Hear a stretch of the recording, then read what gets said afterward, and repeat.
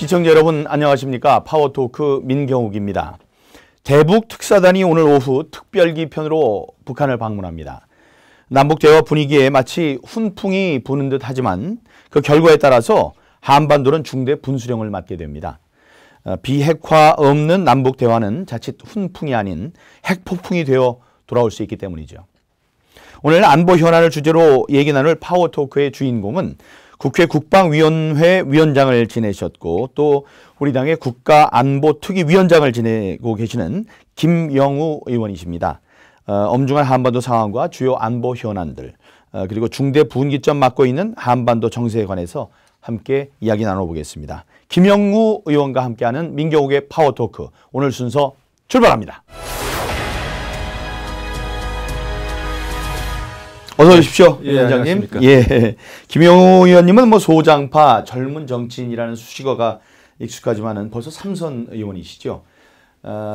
방송 시작되기 전에 우리가 말씀드렸습니다만 10년 전에 와서 그때 초선으로 제가 모시고 100분 동안 길게 방송을 했던 기억도 바로 어제 같은데 그게 벌써 10년이 됐습니다. 네. 기자 출신이시고 당 대변인, 수석 대변인 두루 지내셨고요. 앞서 소개해드렸듯이 국회 국방위원장 지내셨습니다. 18, 19, 20대 국회에서 외통위와 국방위에 몸담아온 대표적인 외교 안보통으로 통합니다.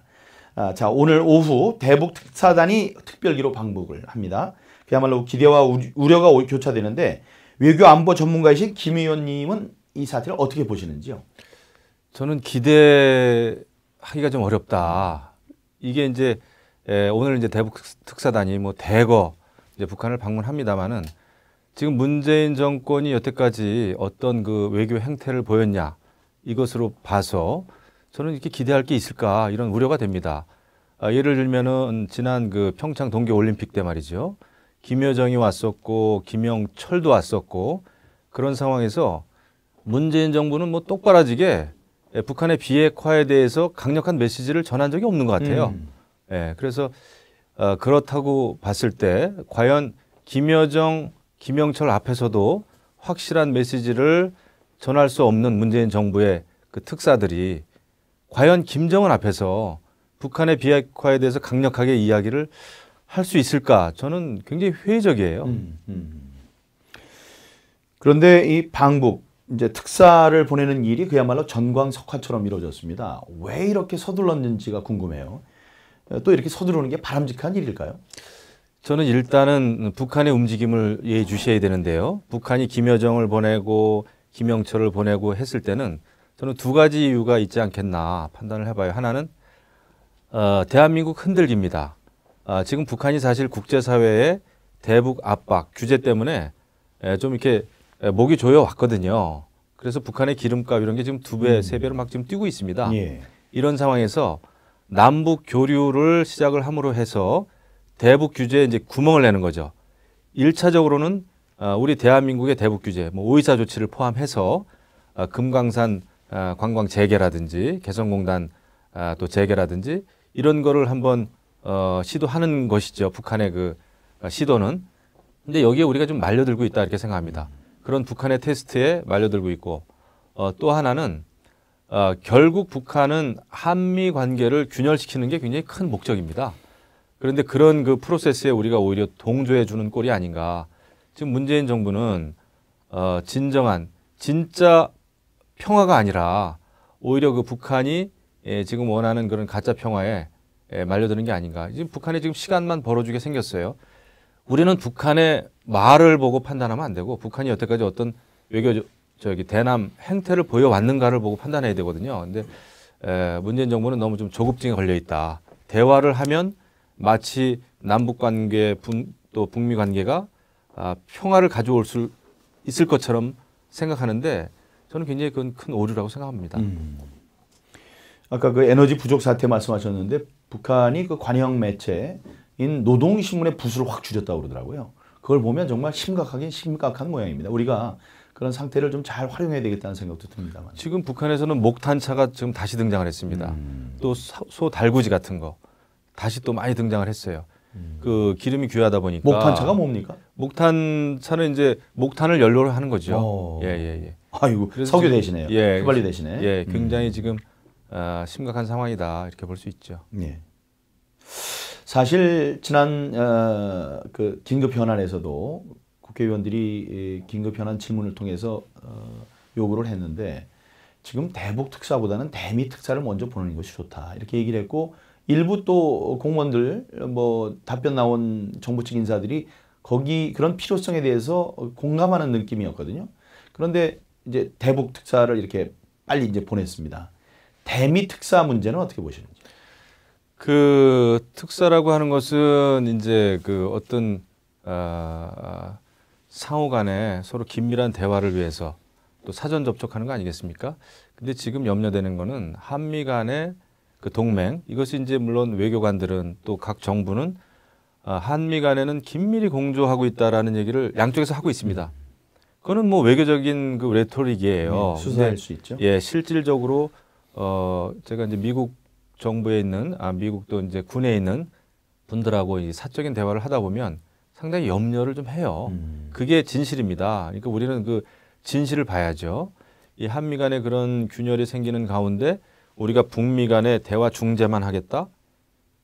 이거 안 됩니다. 네, 네. 예, 이거 이렇게 지금 북한하고 미국은 굉장히 사이가 안 좋지 않습니까? 오래전부터. 이번에 평창 동계올림픽에서도 그 단상에 나란히 있었지만은 또 앞뒤에 있었지만은 눈길 한번 주지 않는 게 이게 북미 간의 현실이거든요. 이런 현실 속에서 우리가 이제 거간꾼처럼 양쪽을 중재한다고 하는데 자칫 잘못하면 그 메시지 전달이 실패하면 북미 간에는 더욱더 멀어지고요. 한미 간의 관계가 또 더 멀어질 가능성도 있다. 오해를 불러일으킬 수가 있다. 네. 왜냐? 미국은 지금 북한에 대해서는 압박을 해야 나중에 대화를 하더라도 주도적인 대화를 할 수가 있다. 끌려가는 대화가 아니라. 근데 우리는 대화 우선이거든요. 그러다 보니까 끌려가는 대화를 하기가 쉽죠. 그냥 북핵 그냥 동결 수준에서 북핵 동결은 의미가 없습니다. 지난해 북한은 김정은이 북한의 그 핵 무력 완성을 선포를 했어요 이미. 이제는 뭐 6차 실험까지 했기 때문에 무슨 새로운 실험을 동결한다 안 하겠다라고 하는 모라토리움 이런 것이 전혀 의미가 없습니다. 이것을 어떻게 이제 폐기하느냐 그 폐기가 목적이 돼야 되고 그 과정에 대해서 대화를 해야 되는데 그냥 핵 동결 그다음에 또 한미연합 군사훈련 무슨 축소 막 이렇게 가면은 이거 최악이죠. 그러니까 대북 특사를 보내기 전에 대미 이제 특사를 보내서 미국과 이제 공조를 이룬 다음에 그 기조하에서 북한을 만나는 게 이제 옳았다고 저도 생각을 하는데 그 이제 순서가 틀린 것 같아서 그러니까 이제 미국이 그렇게 반응을 보이는 것 같습니다. 너희들이 지금 중재자 역할을 할 지금 상황이냐? 너희들이 당사자인데 이게 무슨 얘기냐? 이런 게 다른 것도 아닌 미국에서 터져 나왔다는 것은 우리 하여간 한미 동맹의 이제 건강성에 우려가 이제 생겼다고. 우리 의원님이 굉장히 중요한 포인트를 지적해 주셨는데 지금 북한이 보유하고 있는 1000개 이상의 미사일은 대남 공격용입니다. 그렇죠. 예. 그 사정거리도 뭐 300에서 500km짜리 이런 장사정포들이요. 예. 예, 수천 정의 장사정포들. 그리고 그 얼마 전에 북한에서 열병식 하지 않았습니까? 예. 거기에 등장한 거는 우리가 보유하고 있는 현무2하고 거의 흡사한 건데 이것은 사정거리 300km 정도인데 거기에다 핵탄두를 장착하면은 핵미사일이 바로 되는 것인데요. 이것은 대남용이에요. 예. 그리고 말씀하신 대로 미국이 볼 때는 일단은 남북 관계의 그 안보 이것도 중요하고 이런데 이것을 북미 간의 대화로만 계속 이렇게 하는 것은 북한이 원하는 바예요, 사실은. 북미 평화협정을 맺으려고 하는 게 북한이 원하는 거거든요. 정전협정에서 북미 평화협정으로 가자. 그걸 하기 위해서는 대한민국의 국가보안법 철폐해야 되고 주한미군 이제 철수해야 되고 이렇게 되는 거란 말이죠. 근데 그 프로세스로 지금 가고 있어요. 그래서 그게 염려가 되고요. 왜 자꾸 이런 일이 벌어지느냐. 저는 근본적으로는 청와대 임종석 비서실장 등 저는 그 과거 전대협 운동권 우리도 뭐 학생운동 다 했습니다마는 뭐 주사파는 아니었죠. 그런데 지금 어떤 저는 염려되는 거예요. 사실 임종석 실장 같은 경우에는 16대 국회의원 때도 대정부 질문할 때 국가보안법 철폐를 강력하게 주장을 했습니다. 저는 그런 마인드로 지금도 만약에 국정 운영의 핵심에 있다고 하면 굉장히 위험한 일이다. 이거 앞으로 결국 이제 북한 원하는 대로 갈 가능성이 있지 않을까요? 주한미군 철수, 그다음에 뭐 북미 평화 협정을 위한 뭐 낮은 단계 말이죠, 뭐 연방제 막 등등 이런 얘기 나오면은 저는 굉장히 좀 심각한 상황으로 간다 이렇게 염려가 되는 거죠. 네, 저희들이 항상 궁금해하고 우려스러웠던 게 있는데 국방위원회 위원장을 하셨으니까 정말 우리 시중 사람들이 잘 알아듣는 쉬운 말로 여쭤보겠습니다. 지금 이제 우리 정부에서 그 중재자 역할을 하고 당사자인 걸 모르는 것은 그 많이 남한으로 우리 한국으로 향하고 있는 북한의 무기들을 쓰지 않을 거라는 어떤 무슨 근거 있는 그 추론에 의해서 그런 거라고 봐도 되겠습니까? 정말로 그 지금 현 정부에서 북한은 우리를 공격하지 않을 것이라는 아주 확신을 갖고 있다는 생각이 드는데 예. 그게 맞는 생각일까요? 그게 이제 굉장히 정말 위험한 상황 아니겠습니까? 제가 걱정하는 건 그거예요. 그 우리 민족끼리라고 하는 우리 민족끼리이기 때문에 북한이 핵무기를 가지고 있다 한들 우리를 공격하지 않으리라고 하는 그 막연한 그 민족 감정이 있지 않습니까? 민족 정서. 저는 이게 굉장히 위험하다. 사실을 요즘 이제 2030 세대 이렇게 보면 우리 젊은이들은 사실 민족이라고 하는 것보다는 대한민국이라고 하는 그 국가주의, 어떤 그 국가 위주의 그런 생각을 많이 합니다. 그게 사실은 옳은 거죠. 그게 사회를, 국제사회를 바라보는 냉철한 그 의식이죠. 합리적이고요. 근데 우리 민족끼리이기 때문에 북한의 핵무기는 우리를 겨냥하지 않을 것이다. 천만의 말씀이죠. 6.25 전쟁 나지 않았습니까? 북한이 남침하지 않았어요.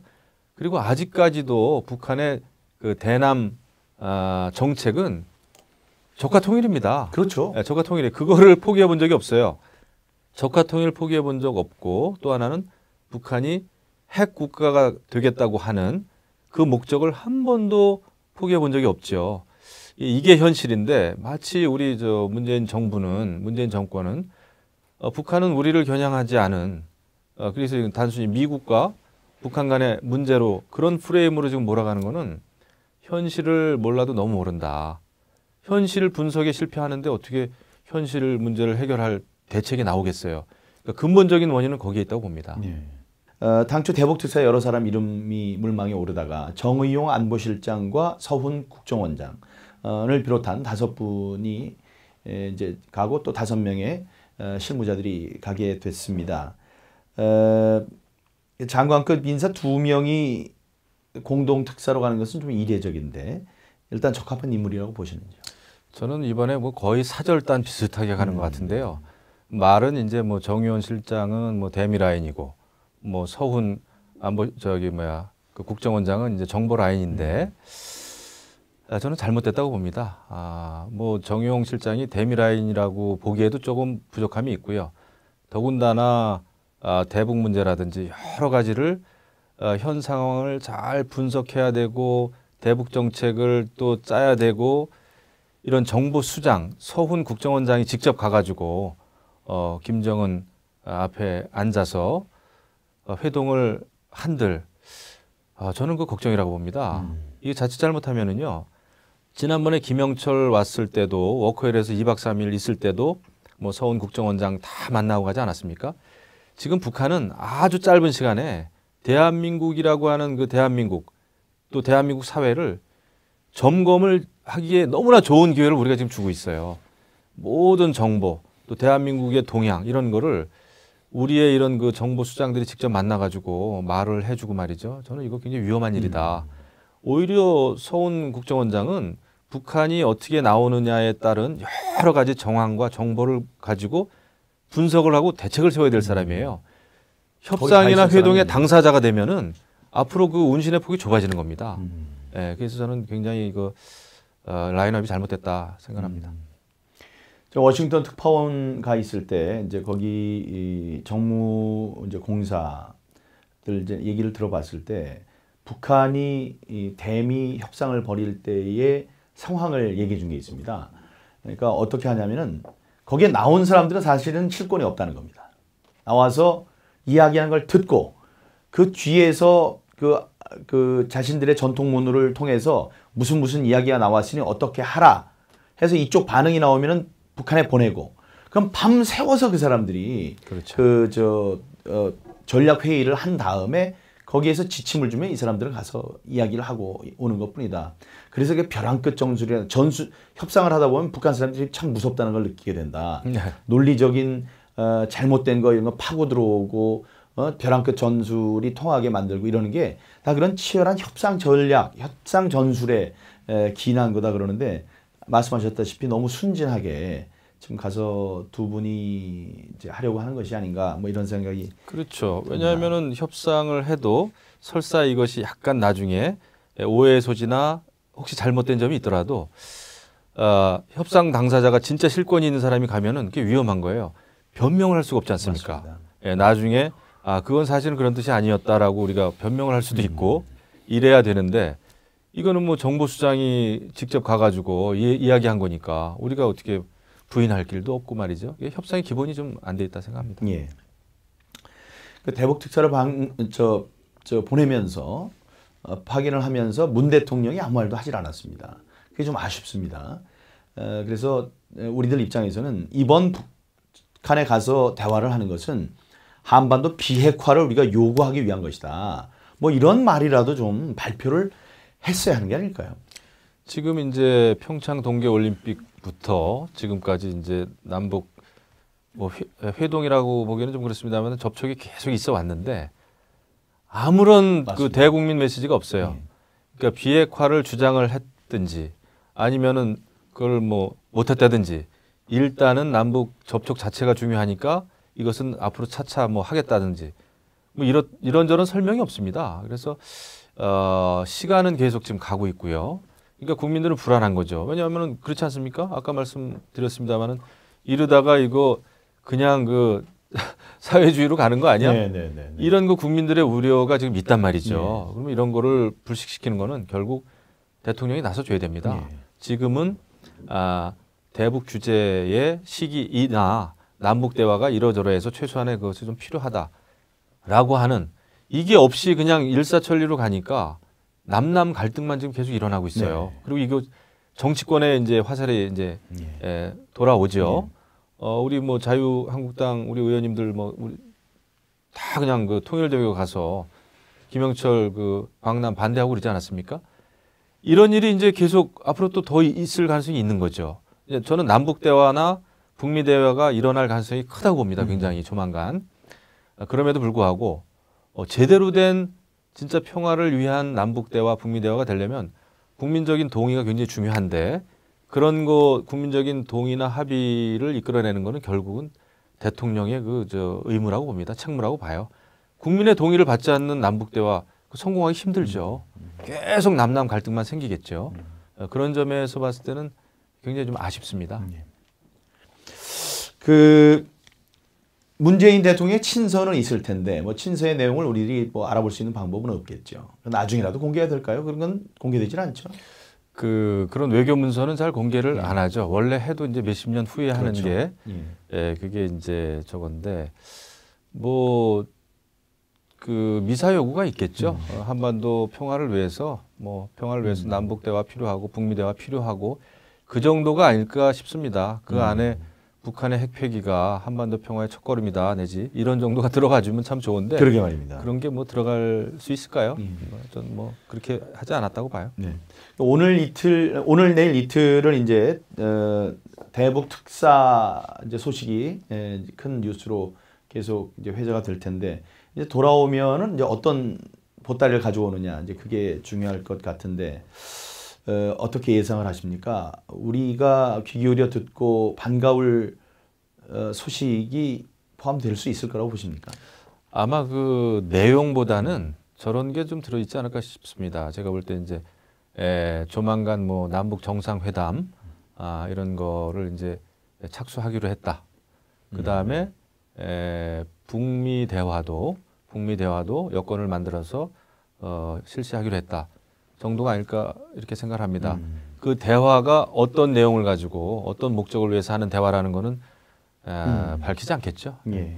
가장 최악이라고 할 수 있는 상황을 우리가 상정해 본다면은 비핵화라는 성과를 달성하기는커녕 또 거기 얘기도 못 꺼내고 뭐 한미 연합 훈련과 북핵 미사일의 뭐 실험을 동시에 중단하겠다라든가 혹시 이산가족 상봉을 하고 개성공단 재가동을 한다든가 또 혹시 무서운 일이지만은 뭐 탈북한 뭐 여종업원들을 북송시키는 대신에 뭘 한다든가 이런 어처구니 없는 것들이 나오게 될까봐 참 걱정이 되는데 또 핵보유국의 지위를 인정받고 미국과 군축회담을 하겠다.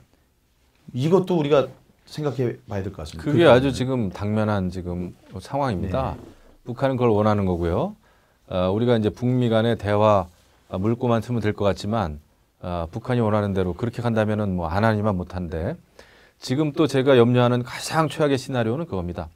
북한은 지금 한미 간의 균열을 지금 이제 조장하려고 하는데 뭐 김여정도 보내고 김영철도 보내면서 한미 간에 만약에 균열이 좀 생기면 가장 위험한 건 북한입니다. 왜냐하면은 한미 간의 이제 동맹이 아주 밀접하고 끈끈할 때는 미국이 북한을 공격하는 데 있어서 한국 정부의 한국 국민들을 국민들의 뜻을 우회해서 갈 수는 없어요. 코리아 패싱이 불가능합니다. 그런데 한미 간의 균열이 생기면 미국은 아니 북한이 미국민을 공격하는 ICBM도 개발하고 하는데 우리가 북한을 공격하겠단 말이죠. 그렇게 해도 우리가 할 말이 없어요. 한미 간의 균열이 생겼는데 이미. 그래서 북한도 조심해야 됩니다. 자기들이 한미 간의 균열, 한미 동맹을 느슨하게 만들면 유리할 것 같지만 그게 오히려 자기들을 굉장히 군사적인, 물리적인 공격을 받을 가능성이 커지죠. 맞습니다. 예. 그랬을 때 또 우리는 안전하냐? 절대 아니죠. 그러면은 공격을 어디에다 하겠어요? 대남 공격이죠. 그 시나리오가 굉장히 위험한 건데 이걸 잘 봐야 되죠. 그래서 국제 공조를 할 때는 같이 해야 되고 특히 한미 동맹이라고 하는 그런 어떤 단단한 국가 안보를 위한 그 핵심 축을 흔들면서 하면 안 되겠죠. 그래서 한미 동맹은 굉장히 중요한 열쇠입니다. 만약에 이제 미국이 북한을 공격하게 되면은 한국에는 이제 알려주게 돼 있다. 이거는 이제 얘기를 하더라고요. 제가 질문을 했을 때도 국방장관이 그렇게 답을 한 것 같은데 그거는 이제 좋을 때고 좋을 때 얘기죠. 예, 신뢰가 있을 때 얘기죠. 그럼요. 예. 이런 얘기까지 해도 되는지 모르겠습니다만은 만약에 내가 내일 북한을 친다 그러는데 한국에서 북한에게 알려줄 수도 있다라는 그런 생각을 하게 되면 알려줄 수가 없지 않습니까? 그럼요. 예. 미리 통보를 하지 않을 거다.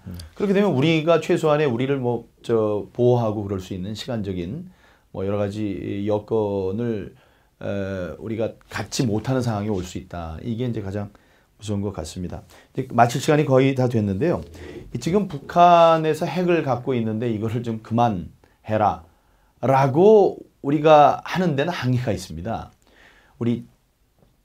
우리가 우리를 지키기 위해서는 이 핵 문제는 어떻게 대응을 해야 한다고 보시는지 혹시 전술 핵무기에 대해서는 어떤 생각을 갖고 계십니까? 좀 이제 복잡한 얘기인데요. 전술핵도 한미 동맹이 아주 긴밀하지 않으면 불가능하다. 왜냐하면 일단 대한민국 정부를 믿어야 되는 거고 그 다음에 자칫 남남 갈등이 일어날 소지가 있기 때문에 왜냐하면 전술핵을 어디에 배치하느냐에 따라서 얼마 전에 사드 배치도 온 나라가 그냥 흔들렸는데요. 그렇기 때문에 한미 동맹이 우선이다. 대한민국 정부를 미국이 믿을 수 있어야 된다. 또 남남 갈등이 일어나지 않아야 된다. 그리고 대한민국 정부가 결정적으로 이제 그거에 대해서 생각을 해야 되는데 지금 상황으로 봐서는 거의 불가능이죠. 지금 일단 여당 또 지금 이제 정부가 이제 반대하다 보니까 그리고 지금 정도의 한미 동맹 가지고 될까? 그런 면에서는 조금 아쉬움이 좀 있어요. 그렇다면 일단은 차선책으로 그래도 억지력을 키우려면 우리가 뭐 삼축 체계 이런 거 얘기합니다만은 지금 병장들 월급 올려주는 것도 필요하지만 그거보다 더 급한 거는 우리가 북한의 공격에 대해서 확실하게 방어할 수 있는 방어망, 그 다음에 킬체인에 들어가는 여러 가지 공격 무기 이런 거를 증강시키는 게 더 급하죠. 더 급합니다. 지금 뭐 병장들 지금 이제 국방비 많이 올렸다고 합니다만은 이 정도 가지고는 뭐 턱도 없고요. 중요한 것은 우리가 북한의 핵무기에 그래도 대응할 수 있는 재래식 무기라 할지라도 그거를 최대치를 이제 높여야 되는 거죠. 공격력을. 그런 게 좀 있습니다. 감사합니다. 오늘 민경욱의 파워토크 마칠 시간이 됐습니다. 그 한반도는 그야말로 엄중한 상황입니다. 대북 특사단 성과를 기대하면서 비핵화 없는 남북 대화는 한미 동맹의 신뢰를 잃고 한반도를 다시금 북핵의 경랑에 휩싸이게 하는 재앙이 될 수도 있다는 점을 명심하시기 바랍니다. 오늘 귀한 시간 내주신 김영우 의원님 감사합니다. 감사합니다. 저는 다음 주에 다시 찾아뵙겠습니다. 시청자 여러분 안녕히 계십시오.